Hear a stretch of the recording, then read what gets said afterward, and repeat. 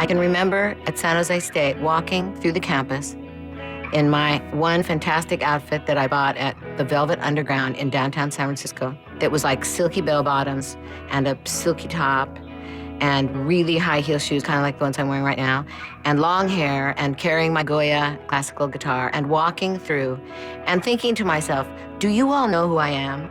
And of course, I'm nobody. But I'm thinking, do you know who I am? Because I am somebody. In fact, I am actually a rock star already. Because in my heart, I was. Everybody has a story, and there is something to be learned from every experience. Knowing who you are, that's the foundation of everything great. I mean, in a way, I'm here because all my plans failed. Don't be afraid to do something unconventional, to take a chance, to risk something. If you want something, you can make it happen. And we're all on the same journey. Just wake up curious. We are not meant to be perfect. We're meant to be whole. Follow your own muse, always. When you learn, teach. Use your life as a class. She has the look, the songs, and the unmistakable voice. Stevie Nicks has always been a rock star, always. From writing her first song as a teenager to meeting guitar legend Lindsey Buckingham and beginning one of rock's most tumultuous love affairs, Stevie's life has been filled with stratospheric highs and crushing lows. As the lead singer of supergroup Fleetwood Mac, she became rich and famous almost overnight, and then the sex and drugs caught up with the rock and roll. Cocaine, then a serious prescription drug addiction, took many of what Stevie says could have been her most creative years. Incredibly, she survived. Now she continues to tour the world as part of her chart-topping solo career and with Fleetwood Mac. And each time she takes the stage, she's doing what she loves most. And yet, just like when she was a little girl singing duets with her grandfather, for Stevie, it's always been about the music. My granddad was the first person that really brought music to me, and he brought it to me very young. He started singing to me when I was really little, and I instantly took to it. He was a really good fiddle player. He was a great harmonica player, and he wrote really good songs. I can remember him coming to our house and spending a week and getting out his guitar, and he'd play guitar, and I'd sing with him, and I'm little, but I would still manage to, be kind of very conscious of who he was and what he was doing. And he would sing different crazy country songs for me, and we would actually be able to pump out a little duet here and there, and I was thrilled. And I think he knew from the very, very beginning that this was going to be something that I would probably want to do too, because I just took to it like a fish to water.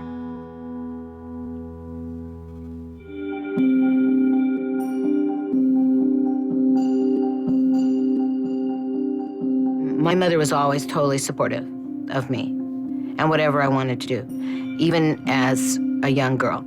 But she was also very strict with me, and she was hard on me in a lot of ways because she wanted me to be independent. And that's because she was very poor when she was young. So she really, rose up above the fray to be independent at 16. And she wanted me to not ever have to depend on anyone. And she wanted me to be fearless. So I, had to work for everything I got. And I didn't get to buy really expensive clothes in high school. And my mom made a lot of my clothes. From the day she married my dad, she took care of all the money, and she took 50% out of every one of my dad's checks and put it in the bank. And my mom would always say to me, you better be the president of your company, or the lead singer of your band, or the boss, because you don't like to be told what to do. And she was totally right. My mother kept me very close. So because she kept me so close, and because she kept me home a lot, she continually was telling me all her little wise ways to get through life. So she was always talking to me about life, always. She taught me about rules, even though I don't love rules. I understood that there were rules, and I followed them because I didn't want to get in trouble. I didn't ever want her to be mad at me. So I learned that there are things that you could do and things that you couldn't do. And my mom just passed away in December. She got emphysema and pneumonia, and she passed away very unexpectedly. And so I thought I had years left to ask her all those questions that I wanted to ask her. And then she was gone, and I didn't get to. It wasn't because I didn't want to sit down with her and talk to her about her life. It was just because I just didn't think she was going anywhere. I have really been soul-searching about the fact that there's a lot of stuff that I'm never going to know because I didn't sit down with her and ask her. And that's been a very hard lesson for me. So my advice to everybody that still has their parents is make sure that you sit down and talk to them about what they did when they were kids and what they were like when they were young and when they were first married and all those things, because you really lose out if you don't. Time waits for no one, and things can end tomorrow. So if there's stuff you want to know, find out.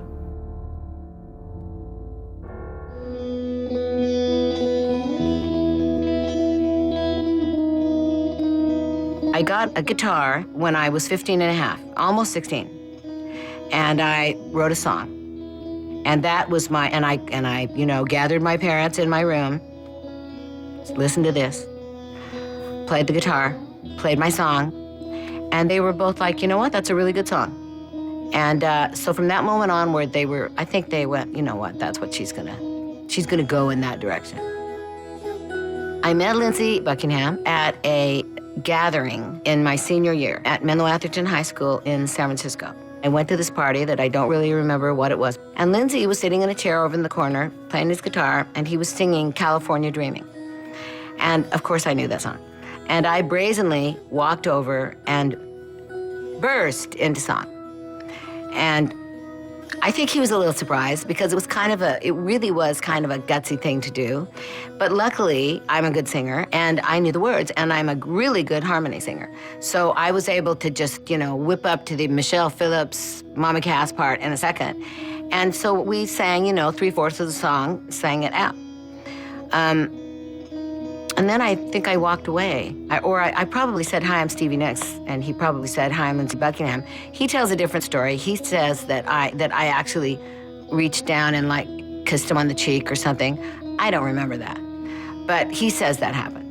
So maybe it did, maybe it didn't. Then I didn't see Lindsay again until his band, his drummer, actually called me. And they asked me, "Well, Lindsay remembered, that night where you sang with him at that party, and would you like to be in our band? We're looking for a girl singer."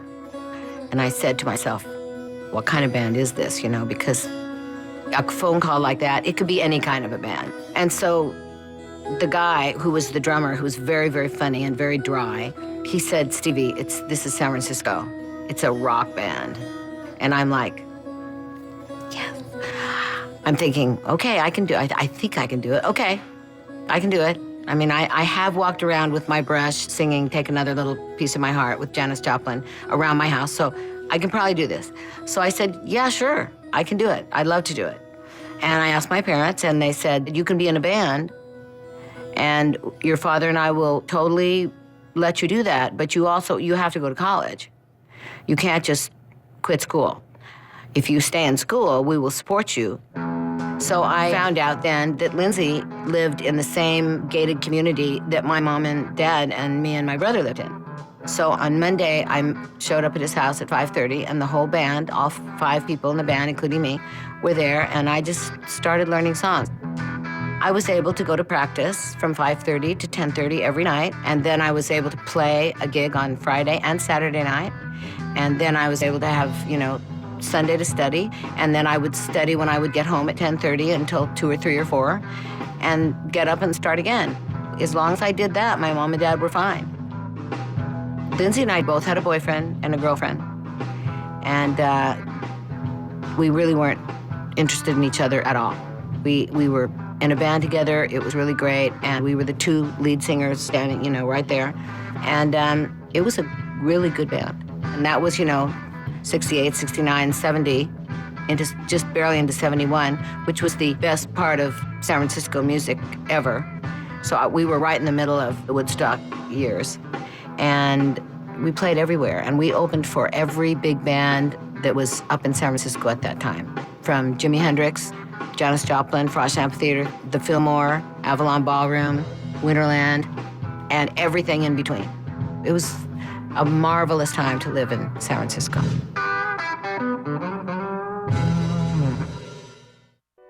You're watching Masterclass with Stevie Nicks. Lindsay's dad was the president of a coffee company up by the Cow Palace in San Francisco. And he let us have a little room in his coffee building. We could go there at 9, and we could stay there from like 9 to 3 and work on our music. And we had an Ampex 4-track that's like the size of a washing machine today. So we'd drive up there every night. I'd sit on the floor and crochet, and Lindsay would work the magic on the thing, and then he'd say, okay, here, sing a vocal. And I'd like put my crocheting down and I'd sing a vocal, and then he'd take the mic back, and then he'd play the guitar, and then he'd play another track on the guitar, and then we'd sing backgrounds, and then I'd go back to my crocheting, and that was like for 10 months.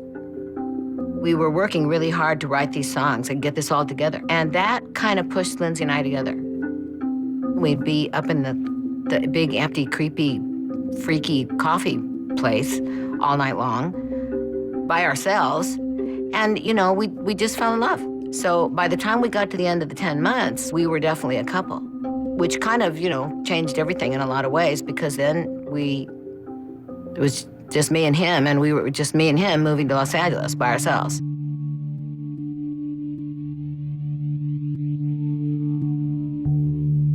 When I called my mother and said, it's time for us to go to Los Angeles, the time is right, she said, well, your father and I support that.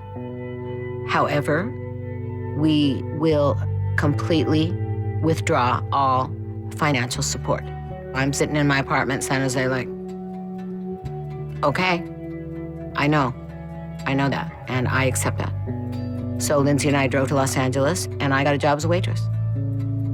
That was very different than living in San Francisco, going to school, playing big shows. When we moved to Los Angeles, we weren't playing big shows. We weren't playing any shows. We were working on our music at night, and I had all different jobs in the daytime. Lindsay didn't really have any jobs, because what would he do? I mean, really, what is Lindsay Buckingham gonna do? Waiter? I don't think so. I knew him way too well to know, sometimes, you know your man, and you're like, this is it. He is a music man. That's what he does. He doesn't do anything else. I, on the other hand, am a girl of all trades. I paid the rent and paid for the car. He'd work on music all day long, then I'd come home and he'd have one of my songs worked out, and it would be fantastic. And then at 9 o'clock, we'd go downstairs to our little basement recording studio, and we would work on our music until 2 or 3 in the morning. That's when we took all these songs and even worked on them more, and then we went in and in 1972 recorded Buckingham Nicks. And it was really great. And Polydor released it, and it got a lot of critical acclaim. And then Polydor just dropped it, just dropped the record, and us. So we were back to square one at that point. There was a moment towards the end of 1974 where I was really getting tired of being a waitress. And I was really, really getting tired of being just so poor. We could not afford to buy anything except just enough food to eat, and that was it, and gas for our car. During that year, I considered, well, if we do this record and we have no luck with it, maybe I'll just go back to school for a year. And at least I'll be, able to breathe, to not have to be working on music all night long and being a waitress all day. And so this, didn't do a lot for our relationship, because fear never helps relationships. And when you are kind of scared about where your next money is coming from, or really, how are you gonna keep this whole boat afloat, it's really nerve-wracking. And so that's hard on a relationship, and it was very hard on our relationship. And there were points during that time where I was like, this is never gonna work. this is just never gonna work, and we're gonna end up breaking up, and everything we've worked for is gonna be done, and it's all gonna be for nothing. And that's really what the song Landslide is about. To give that up because our relationship wasn't working. I just, made many different decisions along the way. Is it worth staying in this relationship to keep this music together? And my opinion always was, yes, it is. What we have to offer is way better than what I have to offer by myself or what he has to offer by himself. So you need to stay together. Well, I've been afraid of changing 'cause I built my life around you, but time made you bolder. Children get older, I'm getting older too. Yes, I'm getting older too. And then bang, Mick Fleetwood called. And life changed overnight. Fleetwood Mac, they were a very well-known band in England and in Europe. And they had come to Los Angeles to make a record. And Mick's listening to a song I wrote called Frozen Love, and he's listening to the solo. And he's listening to Lindsay play this solo. And he just went, who is this? Who are these people? So he called, and he called on New Year's Eve. And I went down to Tower Records, and I bought all their records. Like, there was, 6 or 7 records. And I went home, and I listened to all of them, twice. And at the end of listening to these records, I said, I think that we can add to this band. I think that, I think they have a real kind of witchy side that would appeal to us. And I think we can add to this band, and we can make some money, Lindsay. So we should join this band. And he's like, I don't know, I'm really loving this record that we're making, our spec record that we're making for Buckingham Nicks. And of course, I'm at this point, after I've already thought about maybe going back to school, I'm like, listen, I am tired of being a waitress. I don't want to do that anymore. So we need to join the band. And he said, okay. And that was it. And we went into rehearsal a couple days later, and it just was pretty magical from that moment on. And if you see my reflection in the snow, cover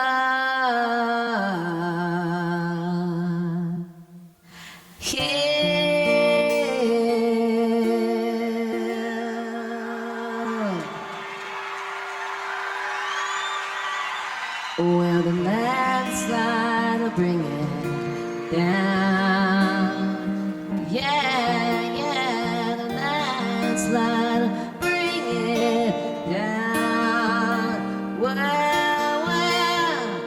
landslide will bring it down.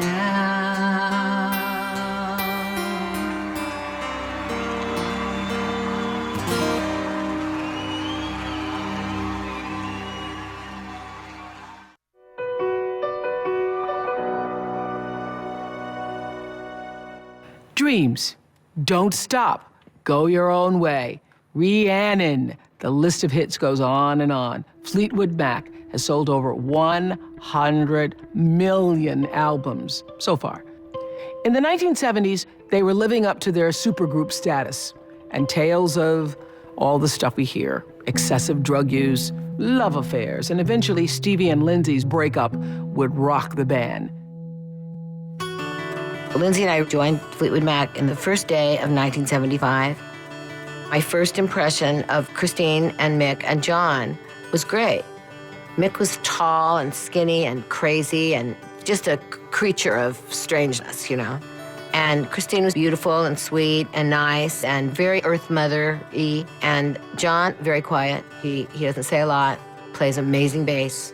And so this was not a hard bunch of people to really love. We rehearsed for maybe 3 weeks, and we then became real members of Fleetwood Mac. It was great to be young and beautiful and crazy and famous and rich. By the end of that summer, Lindsay and I together were a millionaire. It was a moment. It was spectacular.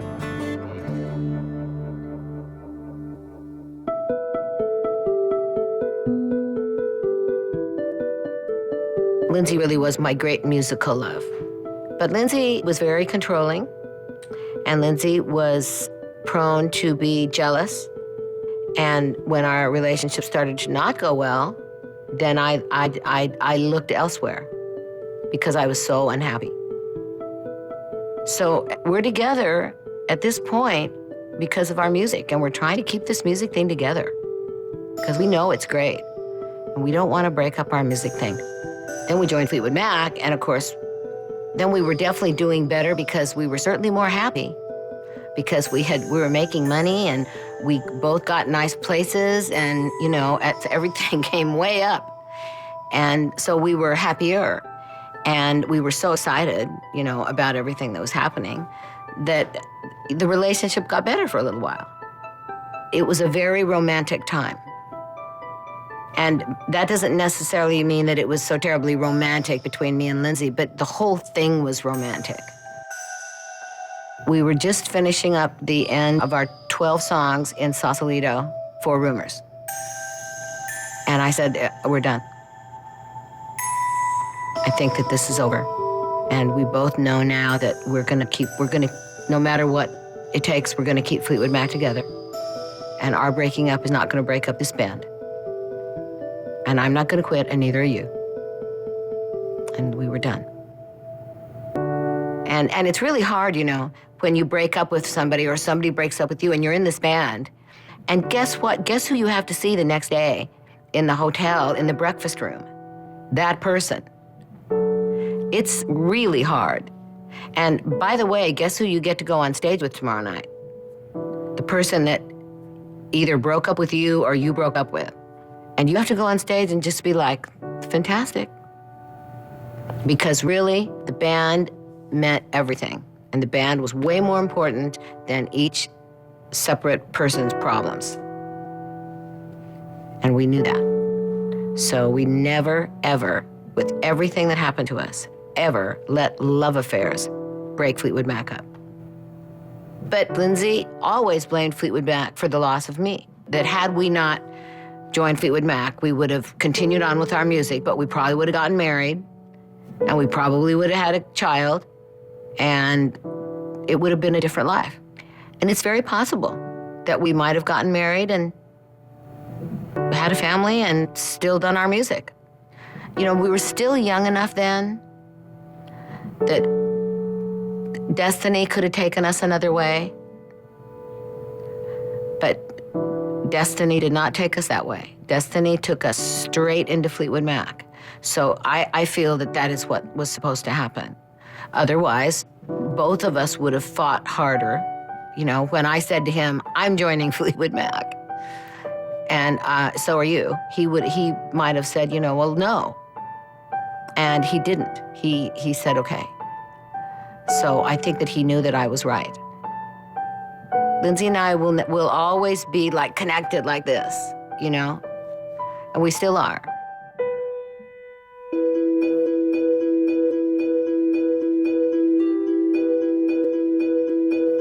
I made a choice years ago not to ever be married and not to have children because it would get in the way of being a true artist and following my true calling, which is being the artist that I am now. But the fact is that I did get married for 3 months, and then I got unmarried. In 1981, my best friend, her name was Robin, she got leukemia, and she was married to a man named Kim. About 2 months into her cancer, she was in remission, and she got pregnant. And then she went out of remission, and then she went off of all treatment because she knew that she was going to die. And she wanted to leave that baby behind. She wanted something to be left from her. Matthew was born, Robin died, and I was grief-stricken completely and utterly grief-stricken. I had lost the best friend I had ever had in my life. And I just went on a mission, because I wanted that baby. And I convinced Kim. And so 3 months after Robin died, we got married. And I thought that's what Robin would want, somehow. And it just blew up in our faces because it was so the wrong thing to take Matthew and her husband was so beyond insane that, I can't even tell you. One day I went in and Matthew was sleeping, and I swear to God, whenever I'd go in the nursery, the crib it would seem like it was rocking to me, and I would go, she's here, she's rocking the cradle. And I went in there one day and it was just still. And I looked at Matthew and I just went, she's gone. She's gone. And I walked upstairs and I waited for Kim to come home, and I said, I don't love you, and you don't love me. You may think you love me, but you don't. And so I want a divorce. I can't even my own self sitting here right now going, how could you, what were you thinking, I wasn't thinking. And so that's the story of my marriage. So what ended up happening was that I put Matthew through college, and he and I are very close. He knows the whole story. He knows exactly what happened, and because I've sat with him many times and really told him exactly what did happen. And that was just me in my own crazy way trying to help, Robin was my rock. She was my best, dearest friend since I was 14. And without her, I thought I'll never make it. So, of course, I was going to try to take care of her baby.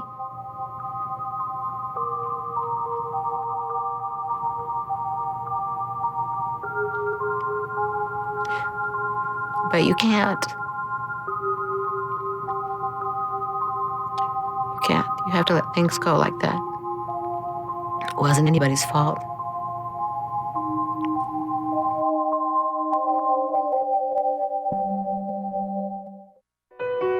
This is Masterclass with Stevie Nicks.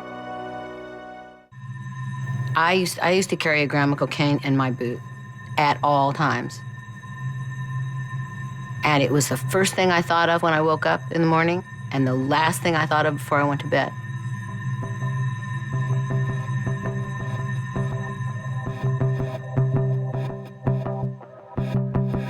So 1976, that's when I remember being more aware of cocaine. And it was appearing in a way where somebody would just give you a little bit and you'd be like, oh, cool, I have a little energy now. And that was really what it was. So then you have a hit of Coke and then you're too nervous. And then you're too nervous, so then you say, well, then I'll have a little shot of brandy. And then you feel like maybe you're a little teeny bit drunk. And then, so you'll have another hit of Coke because then that's gonna make you not so drunk. So I'm looking, towards going into 1977, going into the making of Rumors. Then cocaine really started appearing, and you start buying it. And that's what makes it different, is, if you buy it, then you're buying it. And if you're buying it, you're doing it. So we were doing it. And that's what happened. And the cycle then just escalates. So it slowly escalated, 77, by 78, it was, escalating more. By 79, when we went in to do the Tusk record at Village Recorders here in Los Angeles, we were pretty much there for 13 months, 5 days a week. A lot of cocaine being done and a lot of money being spent. Gazillions of dollars. I can remember thinking to myself at that point, wow, who knew 4 years ago that, that I would even be a part of anything that was this stupid. To be spending this much money on this stupid drug. This is crazy. This could have, 2 weeks worth of cocaine could have paid our rent for 6 months. And it turned people into nutcases.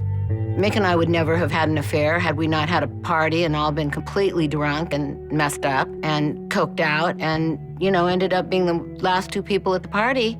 And so guess what? It's not hard to figure out what happened.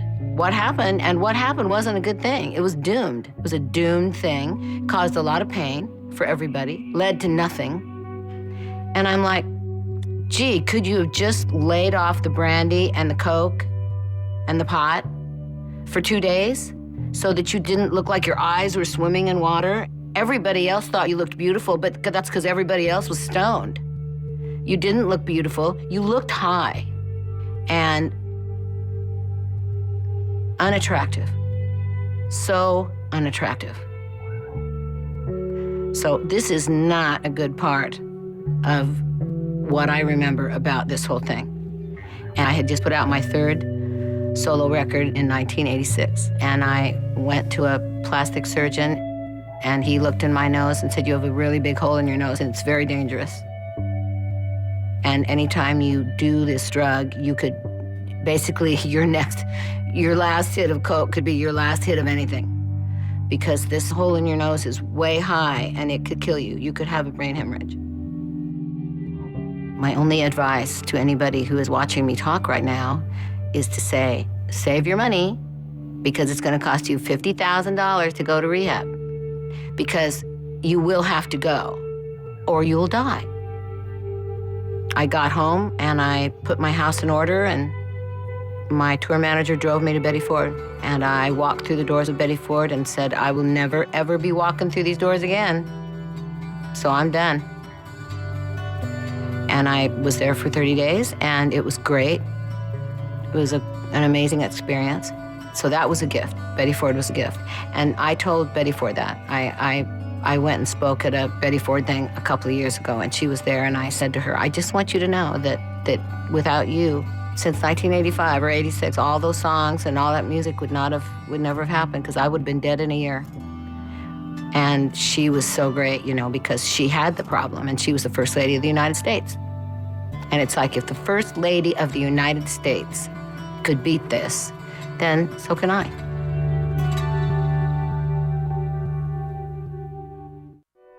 You're watching Masterclass with Stevie Nicks.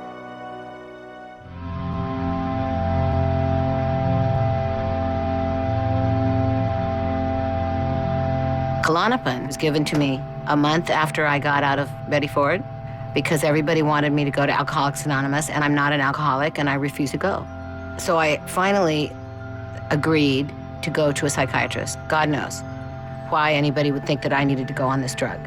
But he decided that this was the drug for me, and that this was going to be the drug that was going to make sure I never went back to coke. Even though I was sitting across the table from him saying, are you hearing me? I'm not going to ever do cocaine again. I promised Betty Ford I would never be back. In hindsight, I think this guy was a rock and roll groupie doctor. He, over the next 8 years, watched the lights go out in my eyes. He watched me go from 120 pounds to 175 pounds. He watched me sink into a mushroom cloud of crap. And he would just keep giving me a little more. Started out with one blue one in the morning and went to 2 blue ones, one in the afternoon, one at night, and then a blue one in the afternoon, and then 2 blue ones was a white one, and then it was 1 white one 3 times a day, and then it was 1 white one, and then 2 white ones, and then 2 white ones before you went to bed. It was like, horrific. And I just sat on my couch and watched TV and ordered food from Jerry's Deli and just became a total couch potato. And I can remember in like 1993 saying to myself, because I used to do Polaroids and I used to use myself as a model. I'd do makeup and clothes and I would really take beautiful pictures. And I can remember like looking at a Polaroid and going, you will never take another beautiful picture. You are done. You are finished. You look awful. Even with your beautiful clothes and your beautiful makeup. you look awful. And I thought to myself, I'll never walk on stage in a long, skinny black dress again. I mean, I can just remember thinking all these things, you know. I'll never. It was like I had just fallen into the black hole. One day I got up and I called my friend Glenn, and I said to him, I want you to take everything that Dr. What's-His-Name gives me. I just want you to take it, just like I take it. At the same time I take it. And see if you live through the day. And he said, okay. So I gave him the morning dose, and then we had lunch, and then I gave him the afternoon dose. And then we had dinner, and we had like a glass of red wine, and then we had more Klonopin. And I think we smoked a joint. Just throw that in. And Glenn totally passed out next to the stereo system on the floor. And I woke him at about like 4 in the morning, and I was, are you dead? Are you okay? And he's like, well, I don't know. I think am I alive? And so we went into the psychiatrist the next day. I said, so I had Glenn take everything that you have me take a day. We added a glass of wine and a half a joint. And he nearly died. And the doctor said, are you trying to kill your friend? And both Glenn and I at the same time said, I said, are you trying to kill me? And Glenn said, are you trying to kill her? And I said, well, I'm stopping this stuff. I'm finished. I want to go to the hospital. And I was there for 47 days. And I almost died. I molted. My hair turned gray. It's like my skin peeled off. It was awful. And I had a picture of my little niece, Jessie, up on my wall right next to my bed. And I would I kept a journal the whole time I was there. And I would write, I'm so sorry, Jessie, that I'm not going to be there to tell you all the cool things that I wanted to tell you and be there to be your crazy aunt. And I just started really thinking like, you know, wow, you're done. This part of your life is done. Unless you do something about it. So can you do something about it? Of course you can. Yes, you can. Yes, you are going to walk back on stage in a beautiful long black dress again. And yes, you are going to take a beautiful picture again. As soon as I got home, it was fantastic because it all came back. It all came right back. I wrote, and I had a record that was getting ready to come out, and the record came out, and I went on tour, and I started up my life again.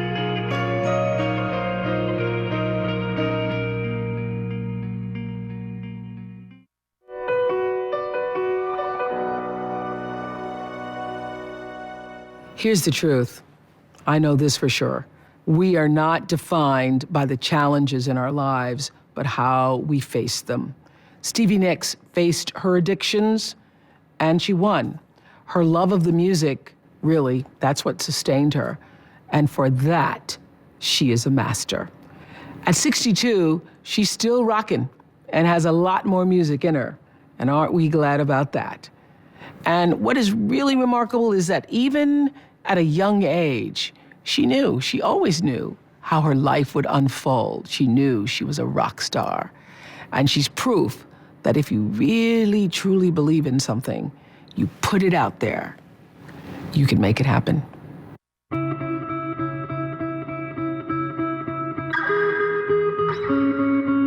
I think to myself, so when you're 90, because the women in my family live forever, when you're 90, are you going to be sorry that you don't have like a 90-year-old husband that's sitting next to you in a wheelchair that's going like, and now what? Or like, let's watch your old PBS special or something, or let's watch so we watch the movies neither of us can see. Am I going to be sorry? I don't know. I don't know. I don't think so. I don't think so, because it was my plan. We found a letter after my mom died that I wrote in 1973 while we were making Buckingham Nicks. And it's a letter to my dad, and it says, everything's going great, and you know that song, Don't Let Me Down Again? Well, it's coming out amazing. And my dad really loved that song. And I said, and Lindsay's just playing amazing. He's just gonna be one of the guitar greats. And then I branch into this paragraph where I'm like, well, someday when I'm sitting in Beverly Hills in my small but beautiful house, next to my small but elegant pool, in my long white cotton skirt and white blouse with my hat, and enjoying all the music that I love and doing it. I mean, I'm like, what? I planned it out. I planned it out. I think that my life is a testament to believing that if you want something, you can make it happen. So hope springs eternal, you know? Yes, you will take another beautiful picture. Yes, you will walk on stage in a long black skinny dress again. It's possible. So I think what you just have to tell people is it's all possible.